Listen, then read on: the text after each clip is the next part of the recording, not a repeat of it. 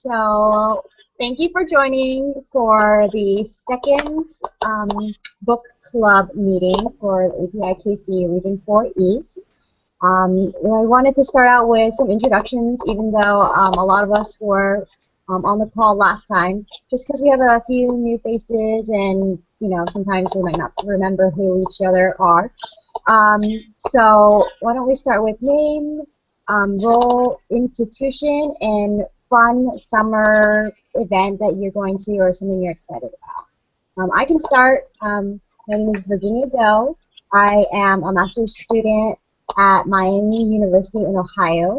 And a fun summer event is I'm currently in Northern California at Stanford University, and in a few weeks I'm going to go to a concert called Outside Lands. I'm pretty excited about that, going with some friends.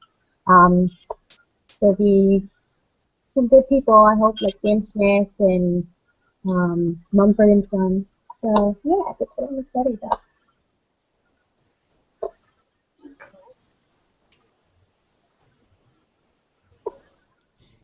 So, remind me what we're sharing again, name, where we're from, and... Name, role, institution, and fun summer event. Okay, I was just wondering. Someone else go first. I'll go. My name is Cleta Wong, and I'm currently a resident director at the University of Illinois at Urbana-Champaign.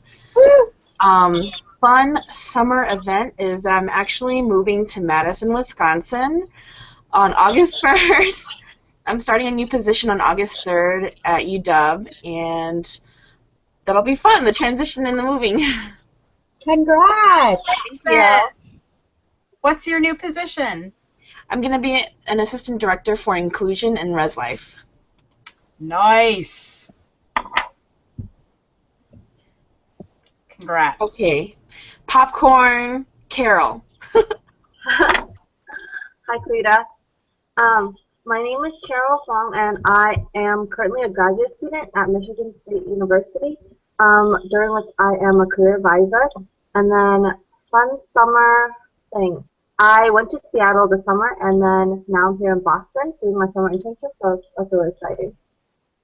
I love big cities. I'm a city girl, so yeah.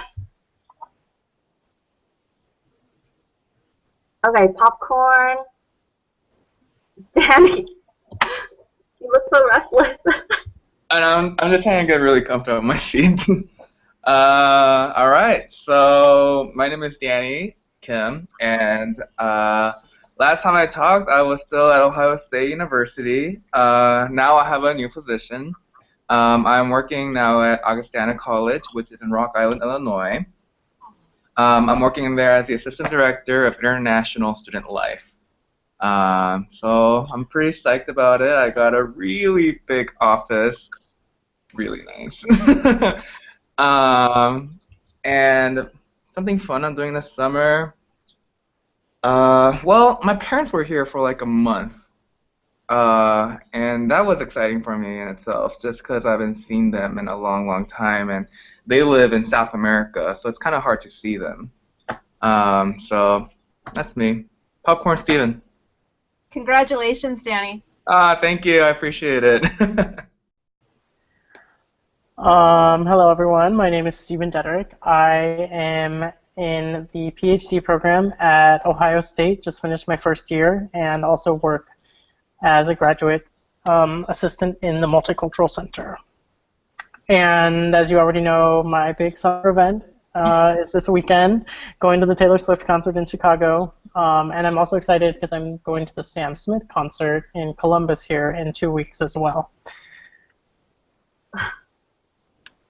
You got a lot of concerts this summer. Yes, I've never gone to so many concerts in my life, and my wallet is not happy with me right now. Popcorn Ramona. Hi, everybody. My name is Ramona Gupta, and I'm the coordinator of Asian American Cultural Affairs at Columbia College, Chicago. Fun things this summer. This is going to sound really silly, especially in comparison to all of your big plans, but I on Michigan Avenue in Chicago, which is right near Lake Michigan. And so yesterday I took an hour-long walk during my lunch break, and I walked from my office all the way down to where all the big museums are, all along the lake. So if you're familiar with Chicago, you know that's just a beautiful experience. And I was just really happy to do that. So not terribly exciting, but it was nice for me to get out and do that. And so I'm planning to keep doing it. It sounds awesome. Very relaxing. Lucky to be where I am. Mindy? Who's left?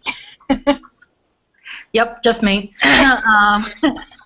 Hey folks, my name is Mindy. I'm a graduate student in the Student Affairs and Higher Education program at Miami University in Ohio. So I am in Virginia's cohort, and I also happen to live right next door to her.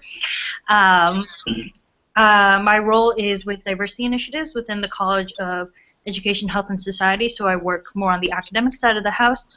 And I actually just finished my big summer thing.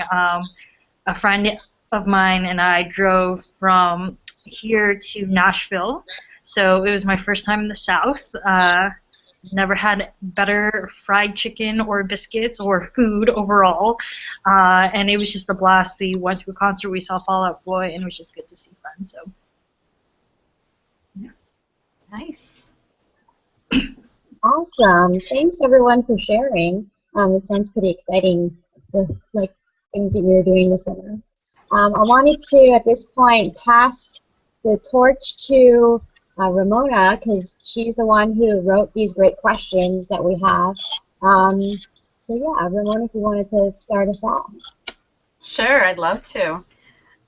So today we're talking about Chapter 2 in the book, which is called Let's Get Radical, Being a Practitioner-Ally for Asian Pacific Islander American College Students. Written by two rock stars in our field, Sumun and Vijay Pendakur. So before we get started, there's a lot to talk about in this.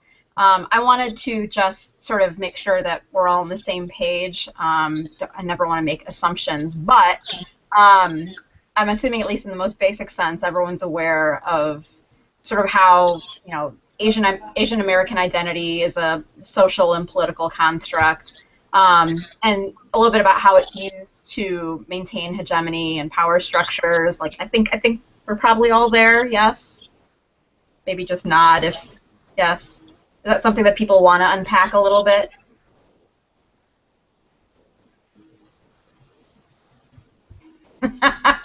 I'm saying nodding, and now I'm like, wait, are they nodding for the unpacking, or are they nodding for yes, we get it?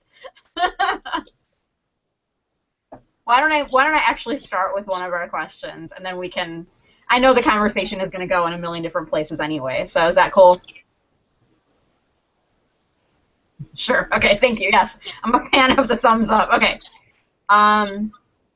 One of the things that I really valued that the authors talked about is that a key element in critical race theory is centralizing storytelling and the lived experiences of people who are from historically marginalized or underrepresented groups. And, you know, as I emphasize with my students, each person is the expert of their own experiences. They should be allowed to speak from their own experiences, right? And everyone should value the truth of what everybody's experiences are. And so I'm wondering if you have any interesting ways that you reinforce this idea through your programming or your messaging with the students that you work with.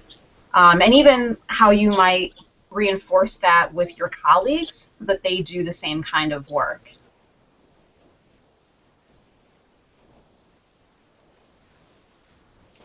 For me, when I tell my colleagues about my students' experiences, I always refer them to critical race theory, but also thinking about Tinto and how a lot of students, they come with their previous experiences, and it's really important for our students to feel comfortable in sharing their experience in their own time, because that really helps them in their identity formation, especially with race and their lived experiences on college. But I think that, it's really important to integrate those two, but also when it comes to students, and having an actual conversation with them, you know, being vulnerable and sharing your own story, right? I feel like sometimes when students feel more comfortable, it's because they feel that, you know, when they hear more stories and they feel empowered to share their own story, it's really powerful to see that empowerment, and then you see that trickle effect, the domino effect. You know, it snowballs where other students feel comfortable in sharing their story and their experiences, good, negative, positive. But I think that it's the beginning of many steps for our students. Yeah, thanks for pointing out the importance of us sharing our stories as well. It's really important. Something that I think I'm doing, but I actually have been reminded by students that I don't do it enough. So always really important to do. Anyone else have any thoughts about that?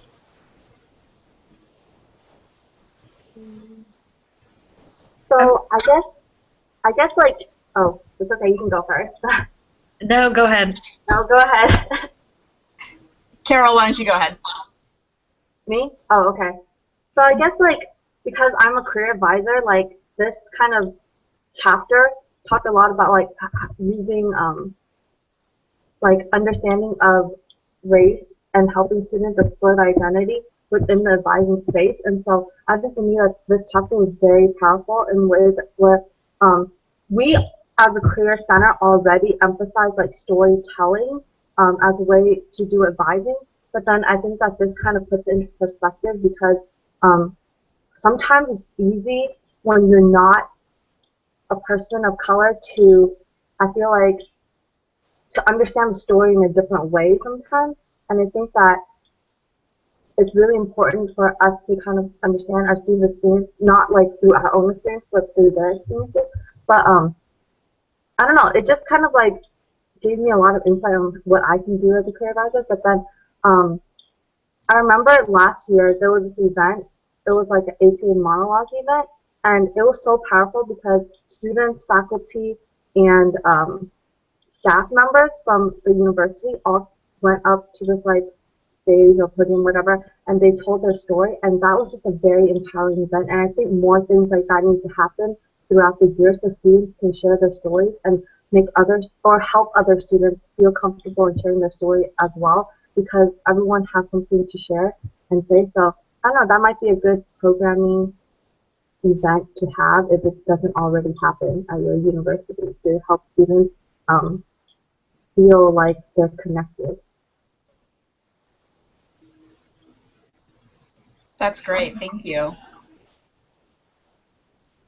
Kind of build off that point. I think this notion of space creation is very important. I think a lot about how, so even though my formal role is within the College of Education, Health, and Society, I actually advise a student group called Global Buddies, which is specifically meant to create friendships and bridges between students who identify as international and students who identify as domestic students. And at Miami campus in particular, a large percentage of our international students identify as API. And so I think a lot about space and how working with a lot of these students, one of the frequent comments that they have, and kind of an issue I would say is on campus, is it's like their story is being told for them, but it's not by them, and it's not really it's about them, but it's not really about them. It's about conceptualizations and stereotypes. And one of the challenges that I see happening is that because those stories have been pre-created for these students, a lot of these students are unwilling to then reclaim that space. And so I think a lot about how it's not just encouraging students, but making students feel like they have the space and the power to be able to do so, because a lot of times it's not just about saying their story, but it's about saying their story in opposition to the stories that have already been pre-created for them. And that's something in my current role that I think I'm still struggling with a lot, because the campus that I'm at in particular, there's a lot of just I would like to say non-factual storytelling going on, and then how do we navigate that and begin to create spaces where authentic stories from students' perspectives can emerge, and challenge that in a way in which it's not consistently putting them in a place where they need to be more vulnerable than they want, or potentially put them in a place where they become then targets, because it's hard to stand out alone in some of those spaces. Yeah, I have two follow-up questions. So, if you can share, either now or as we're talking, I would just be curious to know some characteristics of the demographics of your student population. So, like, what percentage of APIA students do you have on your campus? Is there a group that's more highly represented within the Asian American Pacific Islander communities? If you know the percentages among your faculty and staff, just to get an idea of what our different campuses look like and what we're dealing with. And also just wanted to ask if there are any specific programs that you've done or your colleagues have done at your institutions, or things that you've seen at other institutions that you think are exemplifying this idea of counter-narratives, counter-storytelling. I'm sure we've all seen the different hashtag campaigns that have happened at some different campuses, certainly within African American and Black student populations. There have also been a few among Asian American student populations. Our folks want to talk about what they see as valuable in those kinds of campaigns, what works, what doesn't work. Anyone have any thoughts about any of that? And in regards to demographics, I can tell you that at my campus, we're a liberal arts institution, but with a focus on arts and media fields, and we have a very small Asian American Pacific Islander student population. So we hover around 3%. Asian American Pacific Islander students, 3 to 4%. So pretty small, and about the same percentage for faculty and staff. And that leads to a bunch of challenges that I'll talk about a little bit more later on.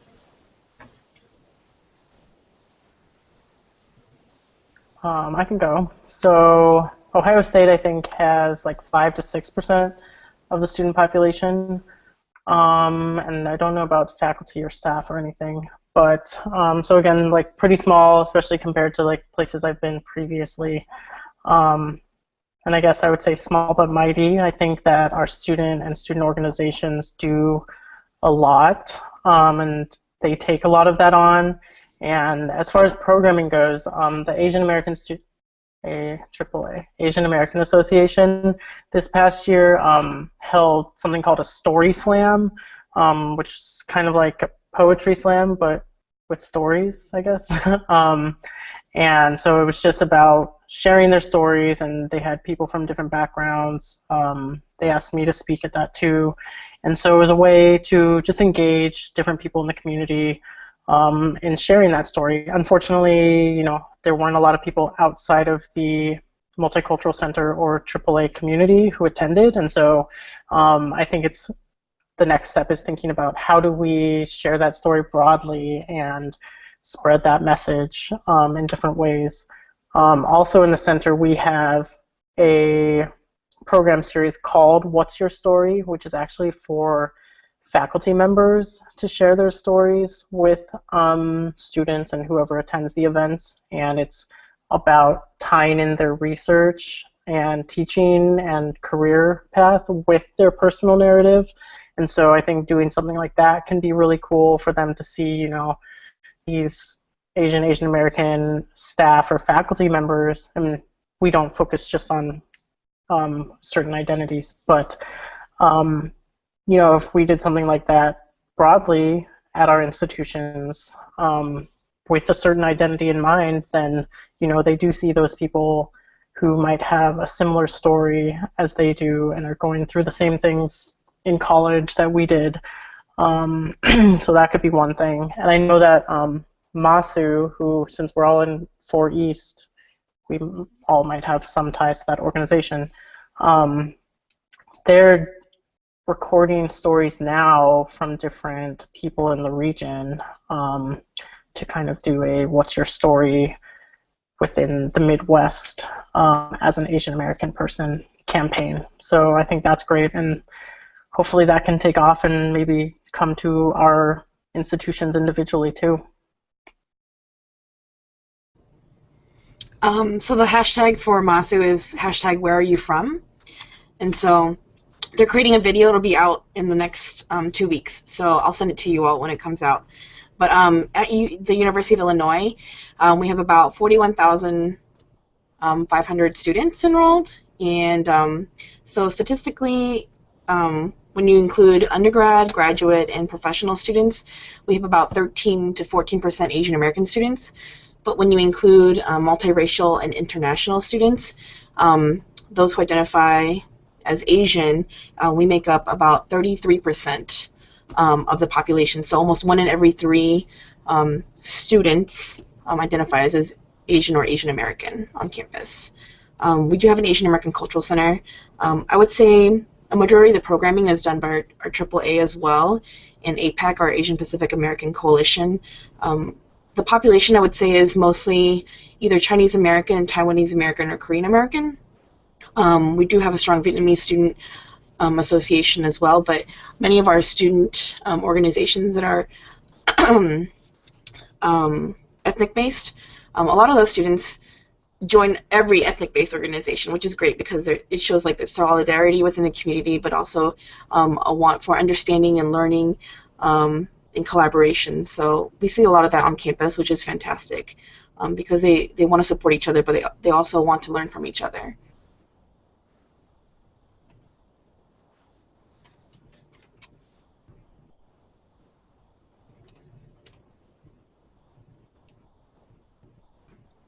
So the reason I went out and stuff is because I was trying to find our demographics information, which is actually posted right outside, but someone took it out. So I only started working here like 2 weeks ago, and I work specifically with international students. One of the things that kind of drew me to Augustana, though, our enrollment is 2,500 students. We're a liberal arts small school, as you can tell, but not a lot of diversity here that I know. Like, even I'm trying to even look it up online, and it's hard to find. It's probably because it's not unfortunately, it's not a priority, and so.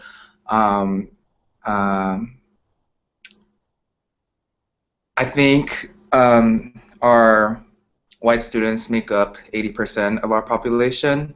Our biggest student population of students of color is Latinos, and then come Asians, and then Black African American students, and then Native Indigenous students.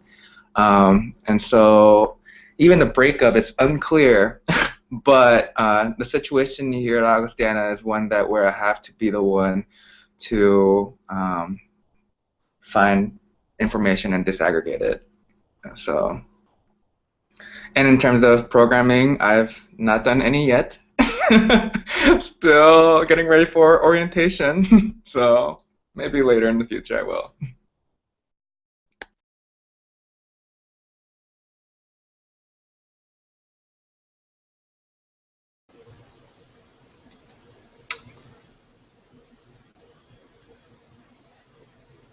Any other thoughts on that question before I move on to another one?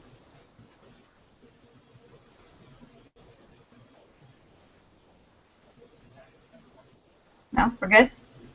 Okay.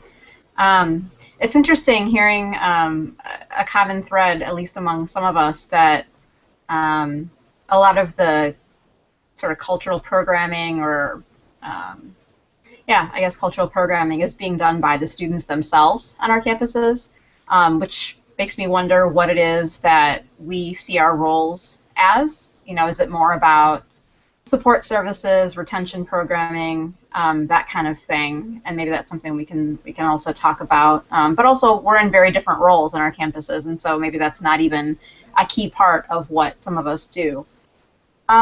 Excuse me. One thing that Danny, you just mentioned was the disaggregation of data, and I'm wondering how many of your campuses disaggregate data on your student populations. If so, how has that helped your work? If not, how has it hurt your work? Is that something that you feel like you can advocate for on your campus? And again, I'll go ahead and just offer the example for my campus. So I said that we're about 3% Asian American Pacific Islander. That doesn't include the international students, but we also have a fairly small... Uh-oh, did I just get muted? Hang on one second. Can you all hear me? You can hear me. Oh, okay. I'm not muted. Okay. Yeah, this is so choppy and weird.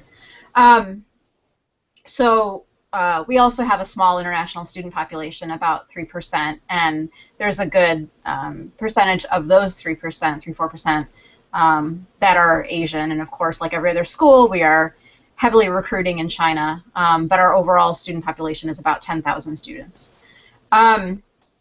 And we don't disaggregate data.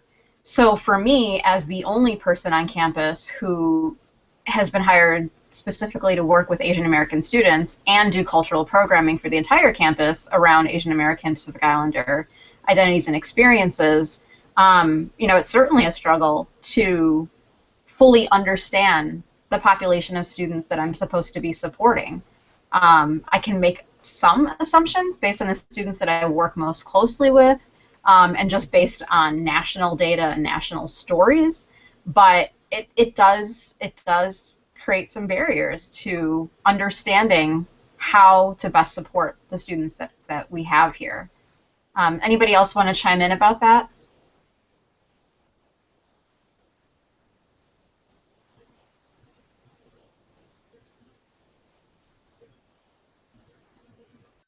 So at Miami University, I'm pretty sure we do not disaggregate the data. We have about 16,000 undergrads, I believe, according to Wikipedia and maybe the Miami website. It's probably about 5% Asian Pacific Islanders. For some reason, I remember seeing a graph of where they disaggregated the international population. But I think that's just kind of more of to say, like, look at how many countries, like students from different countries we have, versus like these are the types of populations that you're working with, and this might be something you might need to focus more on.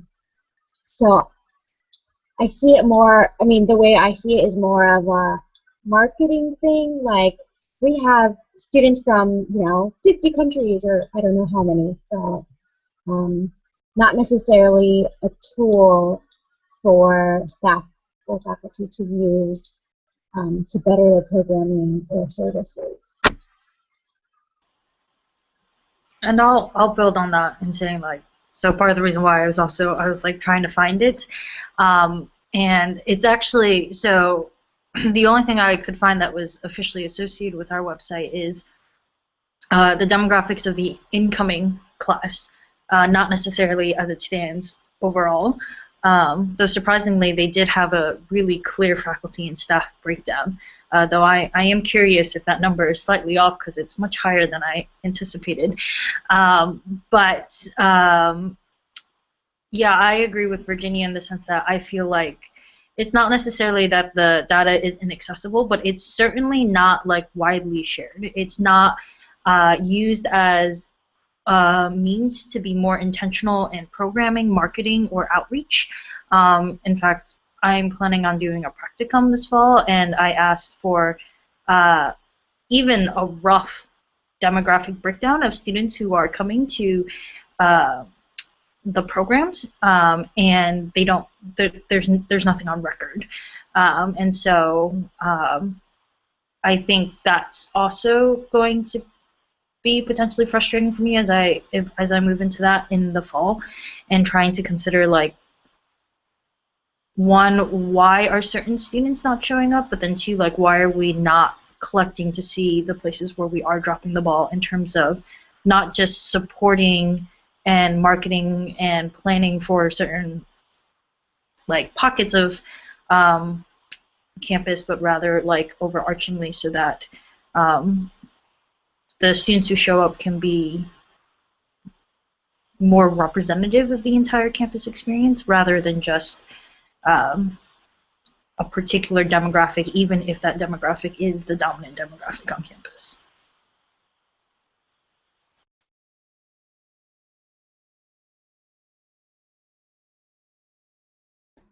Does anyone have experience in advocating for that disaggregation? Because this is a small school, so I feel like it'll be a little easier to do it in a small school like this. But I was wondering if anyone had any tips or advice on how one would go about doing that.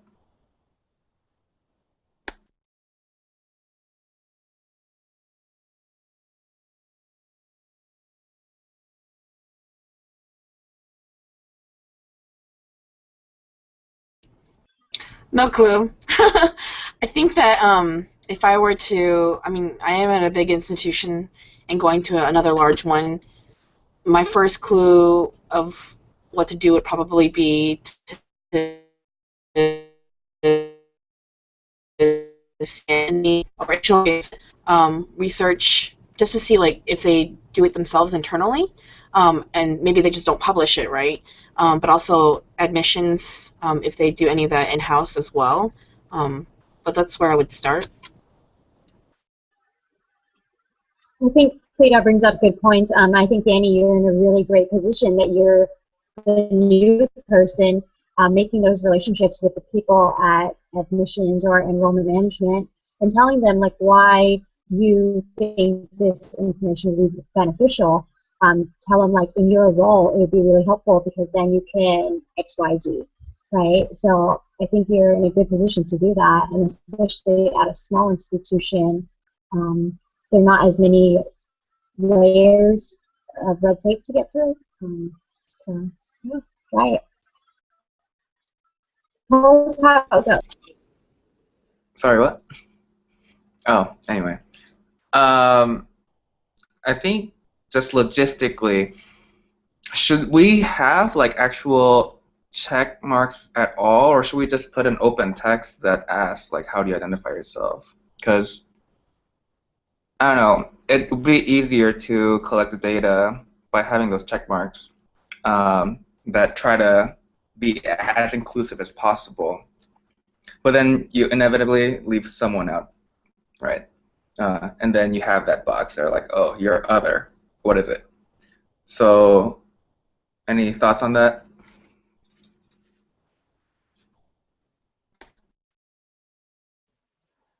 I think that goes to the great debate about, like, what the census looks like and how those racial categories have shifted and changed, and what do we fight for. And 2000 was the first year they allowed multiracial people to identify with more than one race. And yeah, I don't have an answer. I probably just have more questions about that than anything, because there is something to be said about inclusivity for sure. But then a lot of people will say, but we need that political power in numbers to prove that there are so many people who X, Y, and Z, and this is how this population is affected in housing and income and education. And so, yeah, having those numbers categorized helps in some ways when you are trying to fight for those political things, but it's definitely not as inclusive as it needs to be. So there's a lot of struggle with how to maintain that data.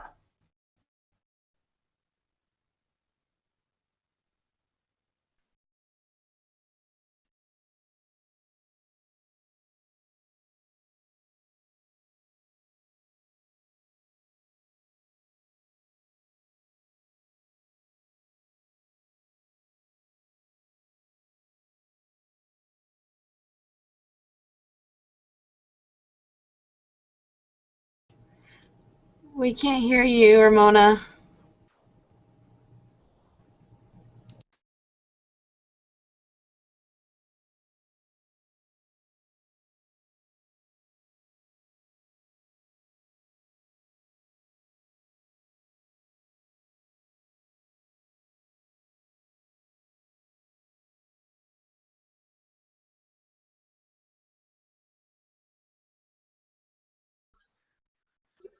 I can help out.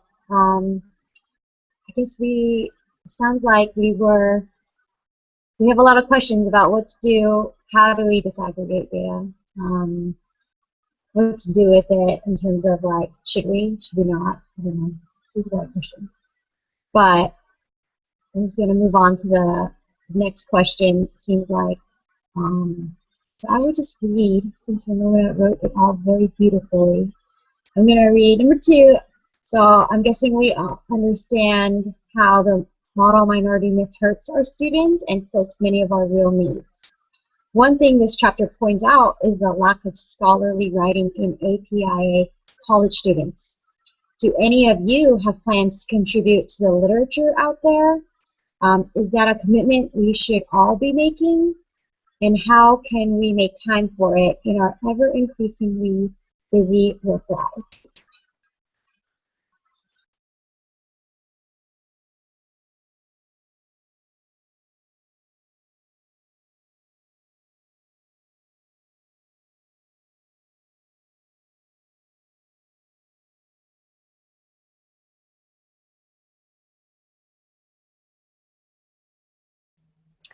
I guess I can try to start. I mean, I definitely would like to contribute in some way, but right now my research focus for my eventual dissertation probably isn't not going to be around APIA students, but there's always the question in the back of my mind of like, should it be? Because should I be contributing in some way? And because it's definitely an underrepresented voice in literature, and so yeah, it's definitely an interest area, but not something that I am tackling right now. But I don't know, maybe side projects in the future. But like the question said, our ever increasingly busy lives, it's when do you find time for that, and how do you make those connections and make the time to read and write and publish? It's definitely a challenge in our professional lives.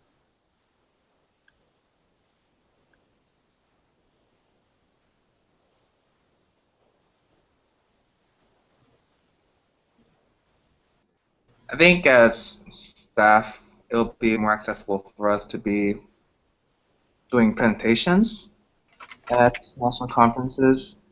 I like having even just graduated from grad school, like I'm already swamped with so much work. And I think grad school is the optimal time to do something like that. Maybe if I go on to get a doctoral degree. But I don't foresee myself having time to do. I don't even know what the resources are to publish an article, scholarly article, on this stuff. So, other than Stephen, who is our resident doctor. Hi, everybody. Can you hear me now? Yes. Okay. I don't know what's going on. My microphone keeps muting and unmuting. One of the 2 associations, I think, either ACPA or NASPA, recently did a webinar on publishing. If I can find the recording, I will pass that on to you. I think I might have it. It was really helpful. It was really sort of just all the basics about what the opportunities are that are out there and how to approach it. I found it to be really informative. And I also just wanted to say, going back to the last topic that we were talking about with disaggregating data, if you haven't already, I would encourage you all to become familiar with your Office of Institutional Research, because sometimes the institution will publish the most basic data on its website, or at least on a top-level page of its website, but you can dig a little deeper. I know with our Office of Institutional Research, there's actually an interactive tool that we can use to dig a little bit deeper into the data. Again, we don't disaggregate, so it's only marginally helpful, but at least I can get a little bit of information. But anyway, getting back to the topic that we're on, thanks, Virginia, for posing the question. Yeah, it sounds like we're all kind of up against the same challenges with finding time and finding information and access. Is there anybody else who has any thoughts on that?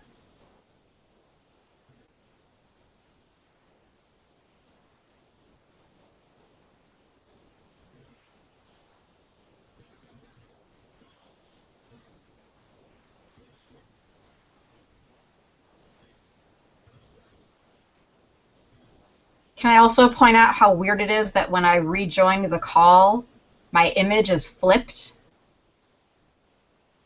Do you see this?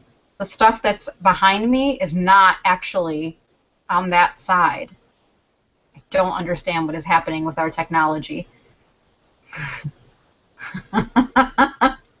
What was that? I said I'm mind blown. Well, I mean, we can move on. One of the other questions that I had was about students accessing support services on your campuses.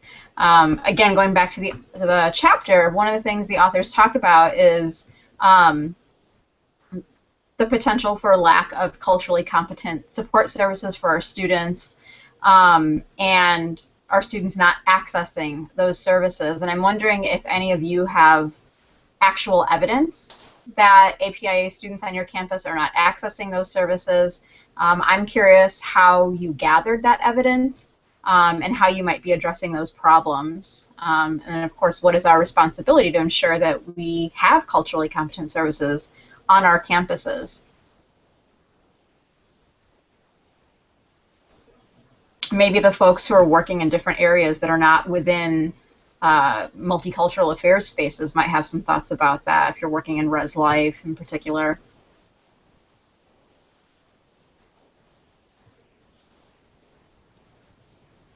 For res life, we do a lot of collaborative work with different services. So we bring in the counseling center to do programs within the halls, and we actually have a specific team in the counseling center that works specifically in providing resources and counseling services to Asian American and international students, which is very unique because I've never been on a campus where that is possible, to have people in that role, let alone an individual person, but an actual team. So there's multiple people, including graduate students. So that's amazing to have that access.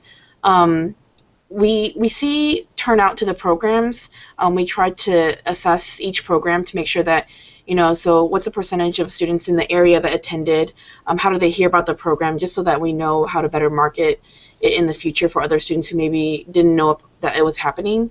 But I don't think that we've formally assessed if our Asian American students aren't receiving other services within our residence halls. So we try to bring it to the residence halls, because we know that some students, they're just so focused on one or two things, their extracurricular activities or academics, and they don't realize all the services that are provided to them on campus.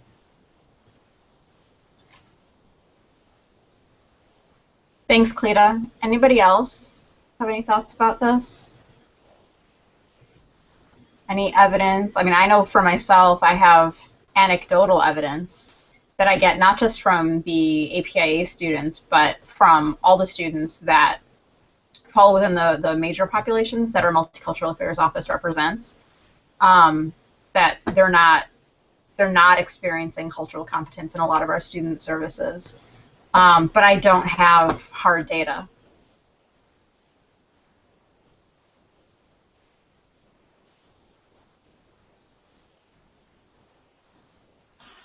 Yeah. Mindy, go ahead. Thanks, Dan. I was going to say, I think I'm more on the same page where it's anecdotal, and it's a little different being on the academic side of the house too, because when I talk to students and what they bring up is not usually in that realm, but they'll talk about things like how there's a lack of cultural competency sometimes with their faculty in particular, and like there's no like hard or like easy way to collect that. I think it's just by student experiences, and so like wanting to bring diversity more to the forefront in the college is not just about student demographics but also faculty competency and knowing how to work with these students. So I think that I just wanted to kind of echo that sentiment. Like, I know students are struggling, but I think for me, I've heard of it more like within the classroom, and then like when a professor does do that, like it's not like a student is going to go to a department chair and complain. So they kind of just exist in that space and be quite unfortunately rather uncomfortable within that space. Yeah, that's really unfortunate and probably not uncommon on any of our campuses, right? Like, certainly there has to be more work done around building cultural competence among our faculty and folks on the academic side. And then also, you know, a strong bias reporting program, right? Again, some of our campuses probably have a detailed process for reporting incidents of bias, and some of ours do not. Or they're very subjective, they're very, you know, case by case, and there's not a clearly defined or clearly or like readily available process for folks, which makes it difficult to figure out, for students certainly, how to address those issues, and then for practitioner allies, how to support them in voicing those issues, right? Being an advocate can be really difficult sometimes. I see the smiles of recognition. Yeah. Yeah. Anyone? Yeah, Dan. No, go ahead. Oh, okay, I'll go ahead. I think what really sucks is that, well, first of all, we need allies, right? But what really sucks is that we have to be the ones who initiate the process of allyship. And you know, it takes, I think, time to create that trusting relationship where we come from a place of respect and love, and you know, especially as if we're trying to collect like evidence of whether or not students, API students, are getting the services that they need, then we need to be partnering with faculty and with other administrators across college campuses. And I think that really does take time and, you know, and a lot of effort, and that just kind of sucks. But it is what it is. Yeah. I know we're getting close to the end of the time that we have together, and I mean, we could talk for hours more about this, right? And maybe thinking through together some strategies, because it seems like we have a lot more questions, right, about how to do some of this work on our campuses. And I'm sure that there are other folks who have already done great work that we can learn from and learn about. I guess maybe just to offer some a guiding closing question. For one thing, I would like to try to end on some kind of uplifting note. And so if there's some kind of success in these areas, right, incorporating critical race theory into the work that we're doing, or in some way that, you know, that we're advocating for the APIA students on our campus or for ourselves, maybe if there's something you can share there. And then also, yeah, just any other closing thoughts or questions that you might have I think we're going to run into this problem every time that we get together, right? That we just have so many questions and so many things to talk about. But yeah, maybe we can try to end on an uplifting note to carry us through the rest of the day, so that we're not all sitting here frustrated thinking about, I need data, I need more allies on campus, all of these things. Would anybody like to start?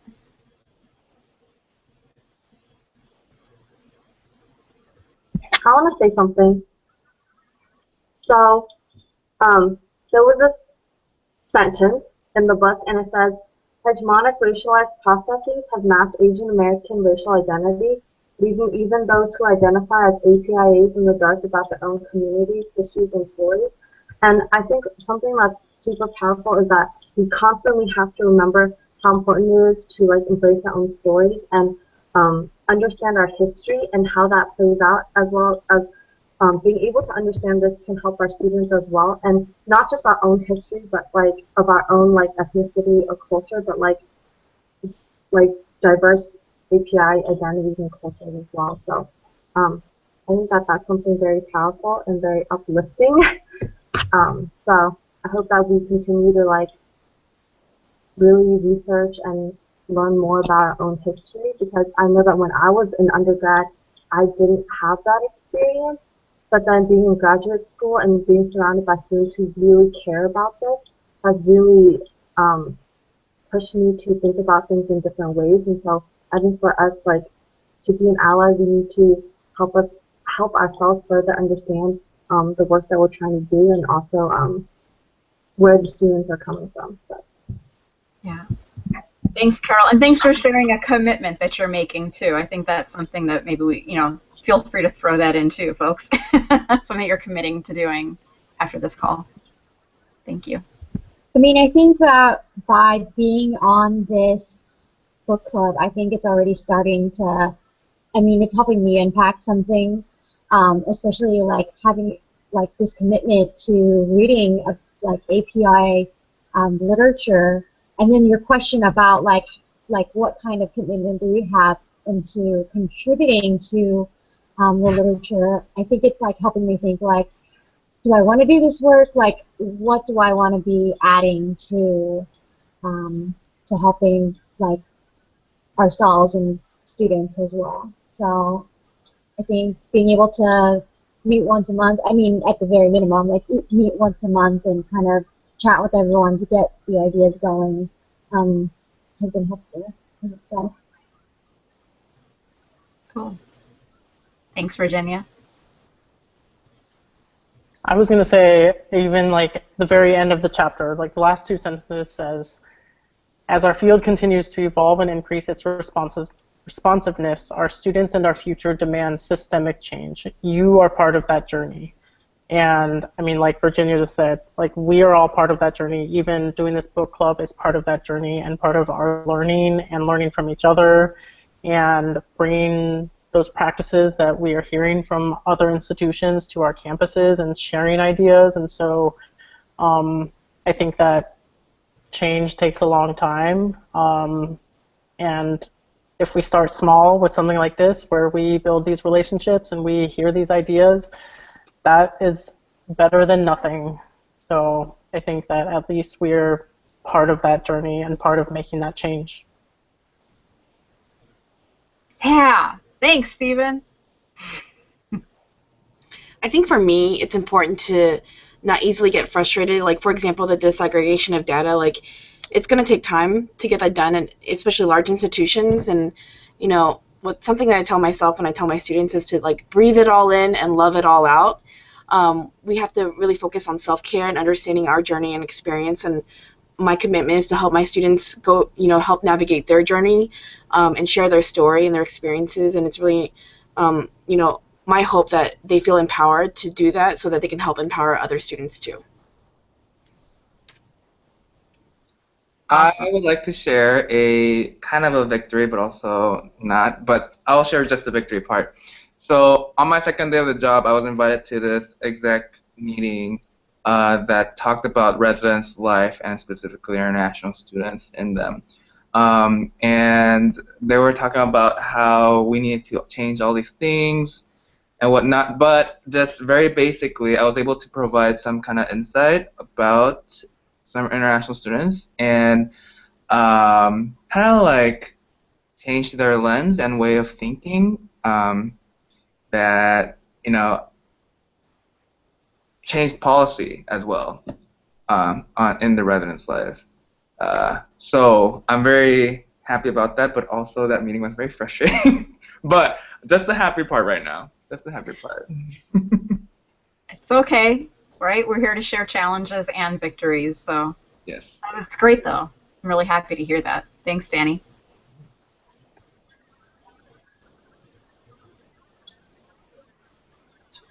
So we're at time at this point. I want to give a big thank you to Ramona for these awesome questions and facilitating this talk.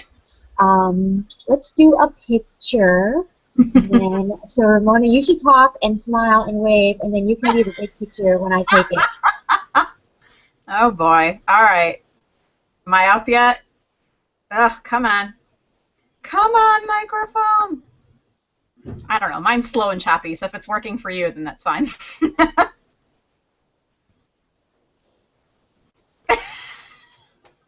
Cool. Thank you. Have a good day, everyone. Bye. Bye. Have a beautiful day. Enjoy Taylor Swift. And enjoy Chicago.